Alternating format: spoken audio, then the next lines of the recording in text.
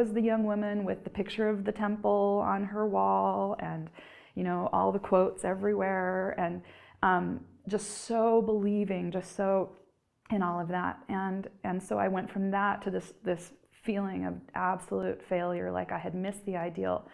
I had gotten a divorce, and that was just not okay. And but on the other side of that, I found it's so hard for me to talk about this in a calm way.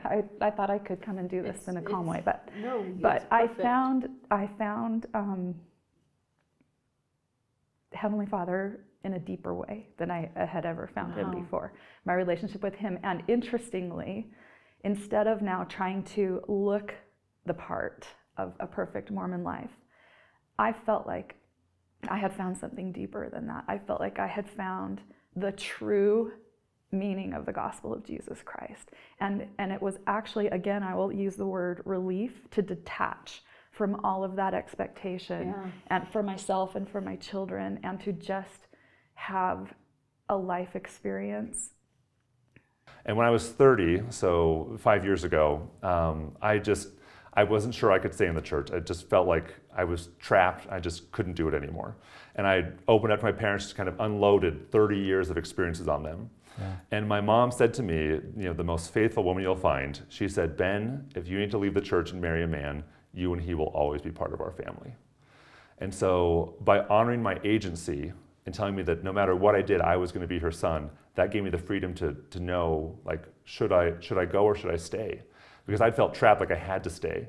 And then as I got to explore that on my own and reconcile my will with God's will, and as I pointed myself to Christ, I felt pointed to his church. And interestingly, I had the same conversation with my siblings. I said, I'm not sure I can stay. And they all said, "If you leave, you will always be welcome in our home."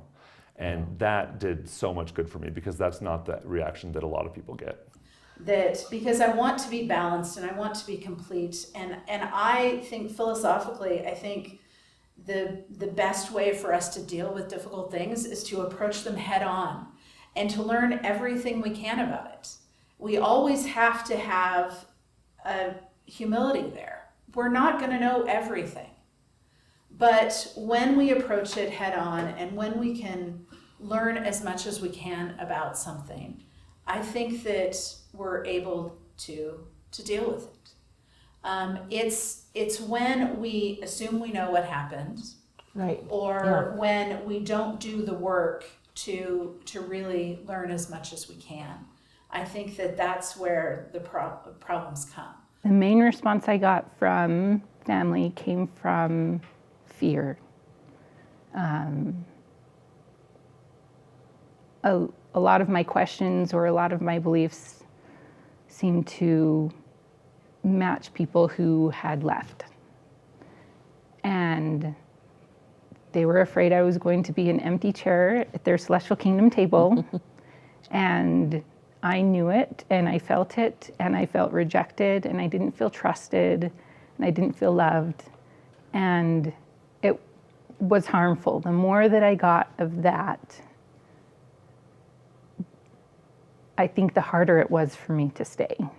I think one of my lifelines was my husband, who started a little nervous when it all started. He was very nervous, but it came to a point where he sought to understand. And he didn't need to, he didn't think he needed to agree. And I didn't, there are times I really wanted him to agree and to see things the way I did. But we never forced each other or put pressure on each other to be where the other one wanted to be, to a point where it created conflict. And he just, even if he didn't understand while he was trying to, the fact that he tried to, and the fact that he said, "I will love you anyway. I didn't fall in love with you because of your belief in blank." Right. And I felt safe. And I felt like everything would be okay no matter what happened.